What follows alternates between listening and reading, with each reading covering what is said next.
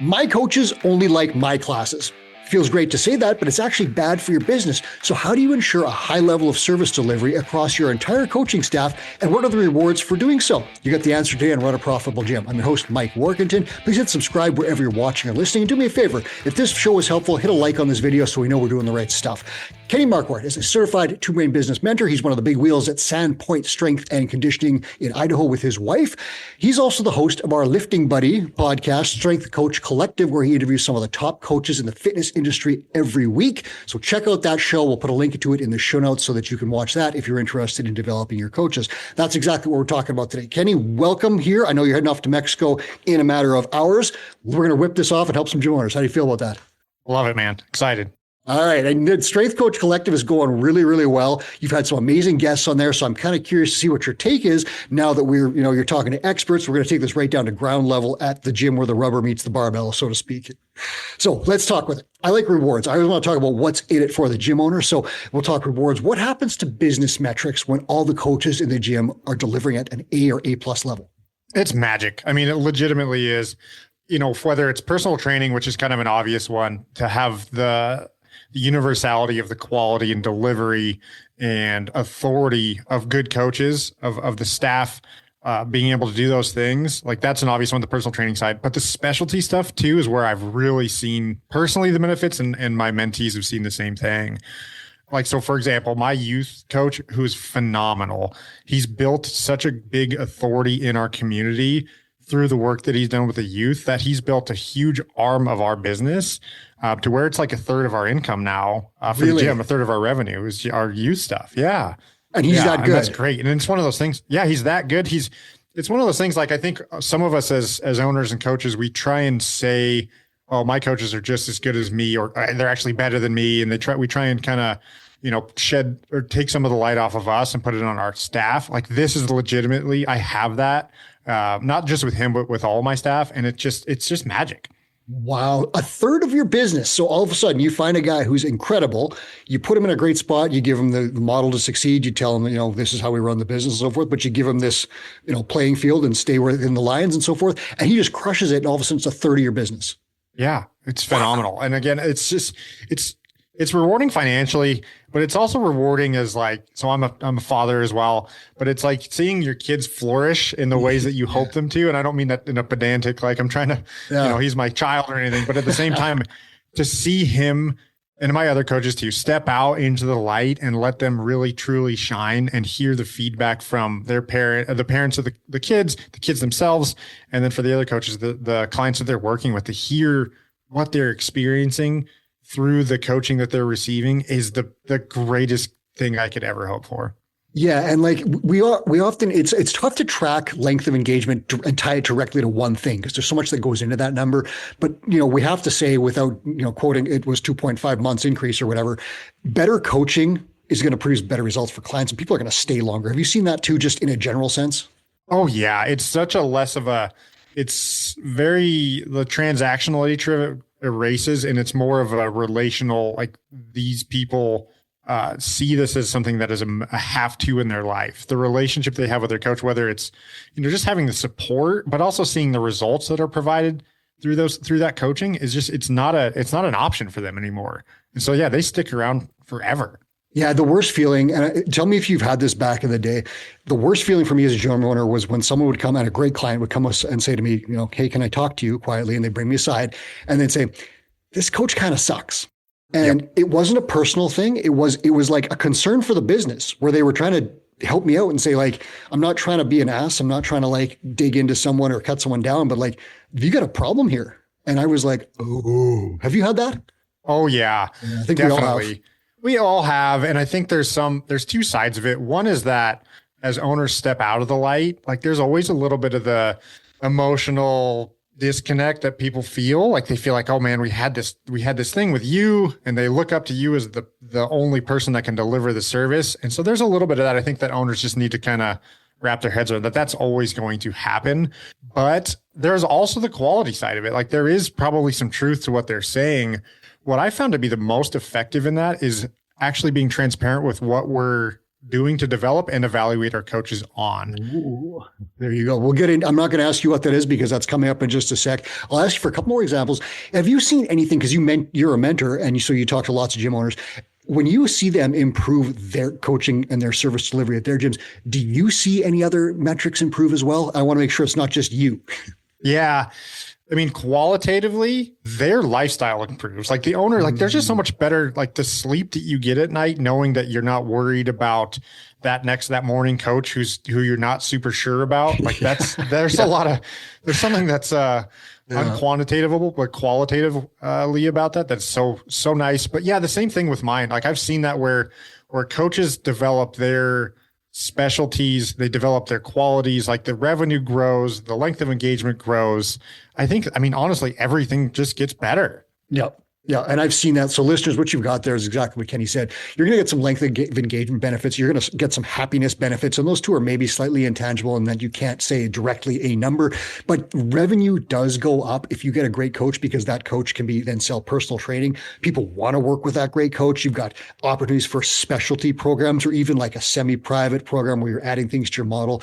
Great coaches who are really skilled and get results for clients make a business better. And you can tie it to some very clear metrics and also some like more ethereal stuff, but also like Kenny said, the ability to sleep at night knowing your morning coach isn't going to screw it up the next morning. So those are your benefits. We're going to get into how you do it now. First of all, what's a good coach? How do we, and can we tie good coaching to client results in any way? Because Chris has talked about this a lot, but a lot of gyms don't do that. Yes. So to find a good coach, I think this is where I see a lot of owners get hung up, is they think that the coach has to come in with experience. And realistically, I think the coach needs to come in with passion and caring and to get it. Like that's, so soft skills. Yeah. Soft skills. They need to get what you're doing and they need to believe in what you're doing. And they need to be good ambassadors of that. But then quantitatively, I think that they just you need to train them. Like that's your job. I think that as an owner, your new job is to coach coaches to get them to be good and to start them off with just a baseline and then progress them as they go, which I think we're going to get into it with evaluations and training. But to make a good coach, I think it's that growth mindset tied in with the soft skills. Client results. Now, you can just say like, you got a coach who's got great soft skills. That means they're going to connect with your clients better. You can teach them all the other stuff, like how to teach the snatch and things like that. Like all those things can be instructed. And I've heard about this regularly. Hire people with great soft skills. You can backfill certifications and credentials, and you don't need 100. You probably need like 1, maybe 2 if it's a specialty. But you get these great coaches. They connect with clients and they build relationships. And you hinted at this in the early part of the show. Once they build these relationships, you have this, it's like you're seeing the same care provider over the course of a year, and you have this amazing rapport. You understand, the coach understands this person, what the goals are. It can't not produce better client results, right? If I'm working with you, Kenny, for a period of a year, and you know that I want to get my deadlift to 400 pounds or whatever it is, and we're all focused on that, you're going to celebrate my achievements. You're going to know exactly how, when I get there, you're going to celebrate it because you know how big a deal is it. We're going to talk about it along the way. And I'm not going to want to leave because I'm getting results. You're showing me the results. And we have this trust factor. I don't want to start with anyone else. Have you seen that personally and in your business? Yes, for sure. In fact, that's one of the things that we train our coaches on it right away is demonstrating results, like showing them that they're getting closer to the goal. Yep. Every single session. And I think I don't want to go too far in the rabbit hole of program design, but there is an aspect of that you can demonstrate that almost every single session to show them how they are getting closer to their goals, even if it's not like as immediate as you're not going to test their 1 rep max every day, but you're going to show them and tell them how they are progressing and getting closer so that they understand, like they get that little carrot and they get the breadcrumb along the way to reward them, show them this is working, and they buy into your authority more. And then they just want to keep coming.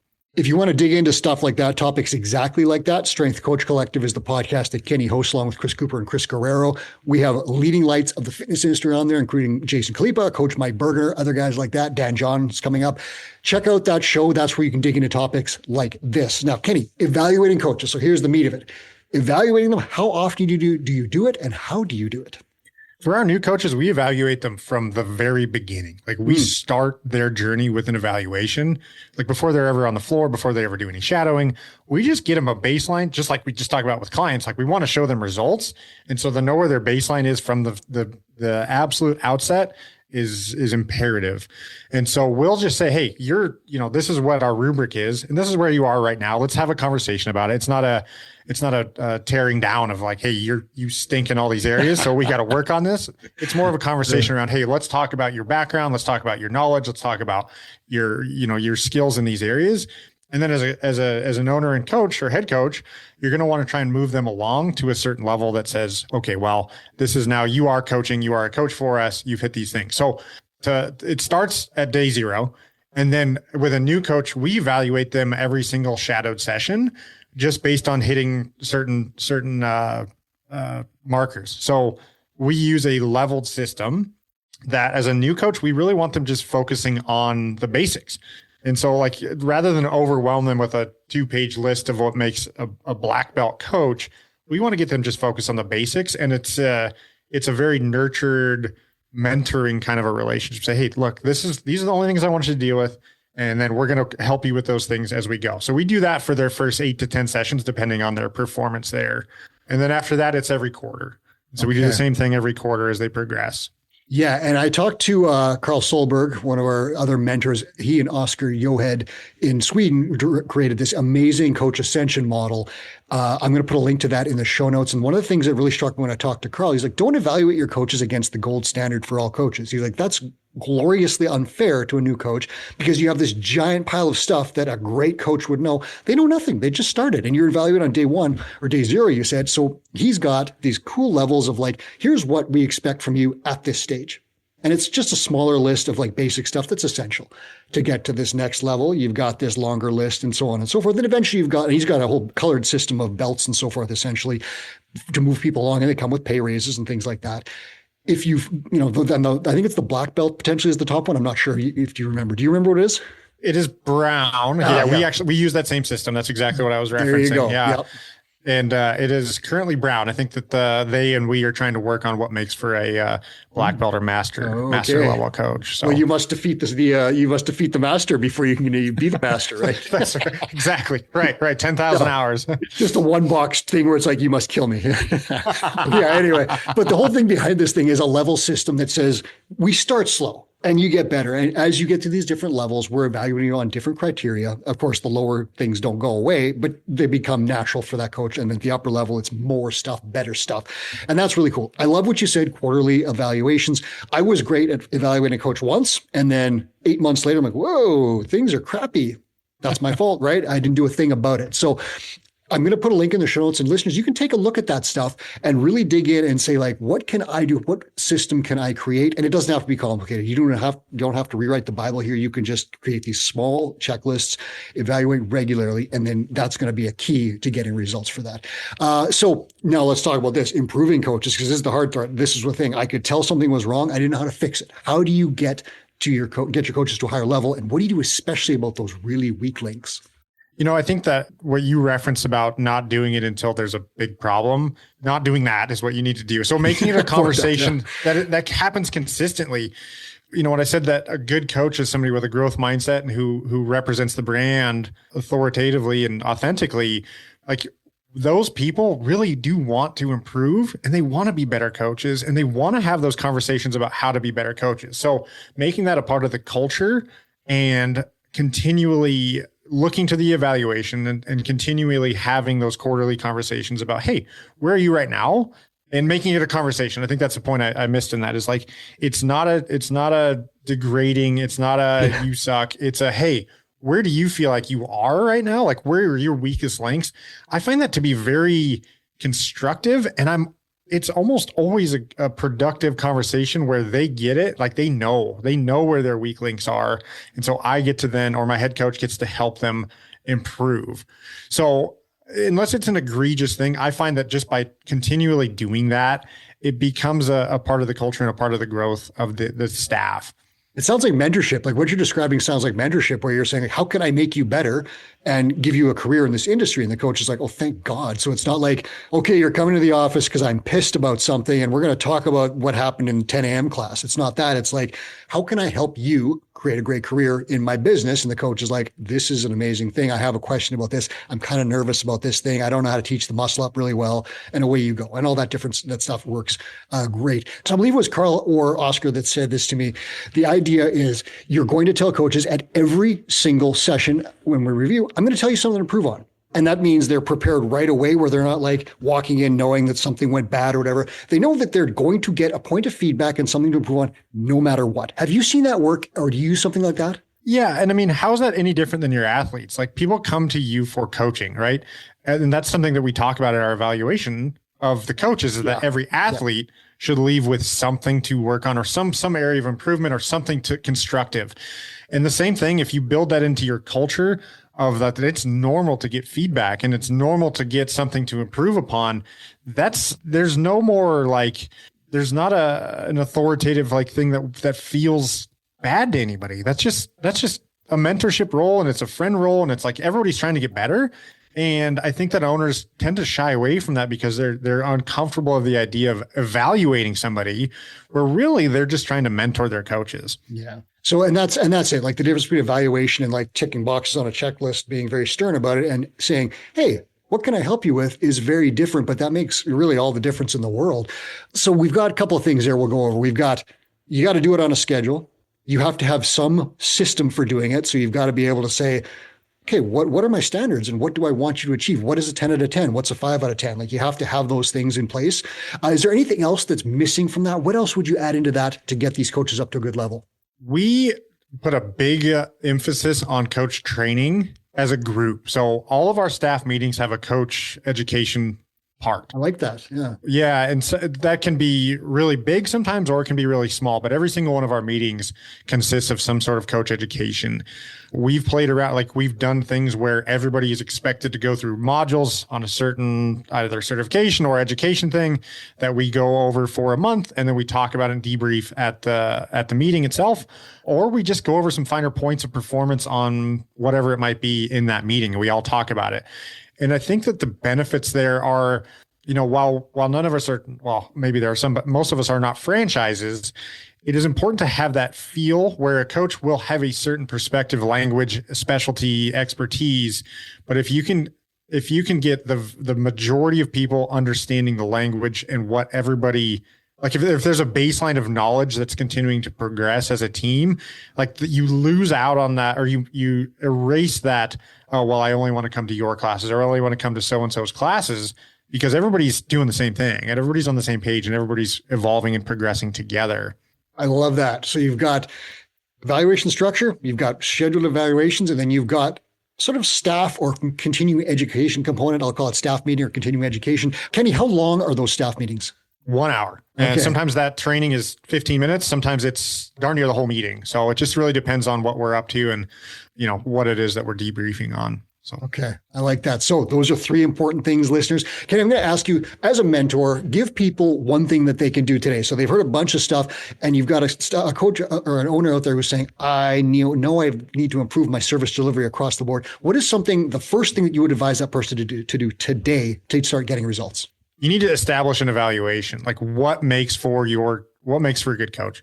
And then you need to make that part of your culture, and you need to continue to use that like as frequently as you possibly can, and just make that a thing. And I think that, the best thing that I've used in my gym and I've seen other people use in their gyms is just make that the year's focus. Like, announce that to the staff. Hey, this is what we are doing this year, and I need you guys to hold me accountable to this. This is how we're doing it. This is why we're doing it. This is what's important about it.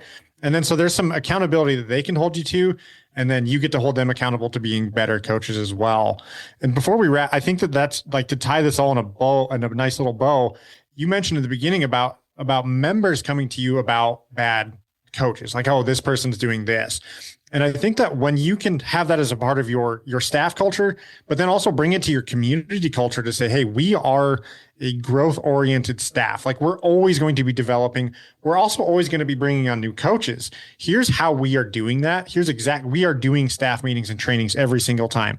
Here's how we're starting off our new coaches. And to say, like I don't know that I would do this like in some sort of town hall, but if a member comes to you and says, hey, this coach isn't performing up to par, I don't like this coach or whatever, you can talk to him about that and say, hey, these are the things that I'm expecting for that coach at this very juncture in time.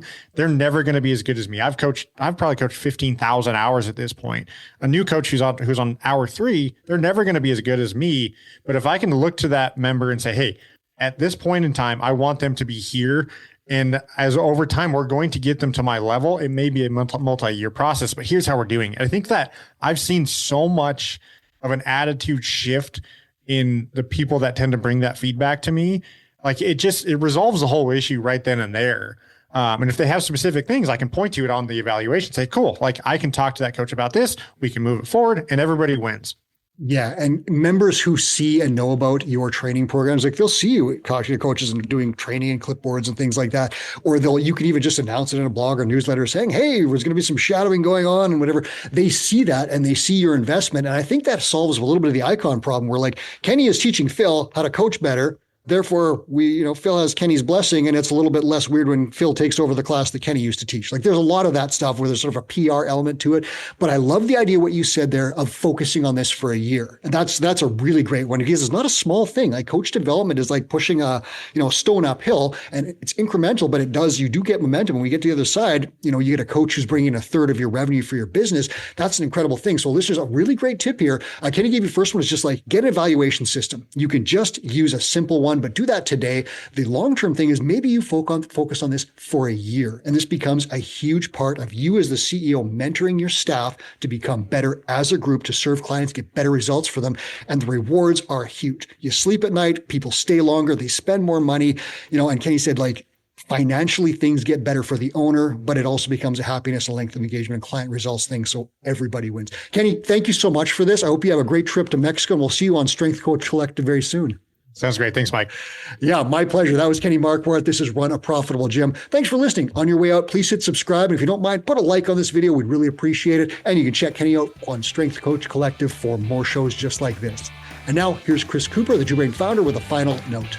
Hey, it's Two Brain founder Chris Cooper with a quick note. We created the Gym Owners United Facebook group to help you run a profitable gym.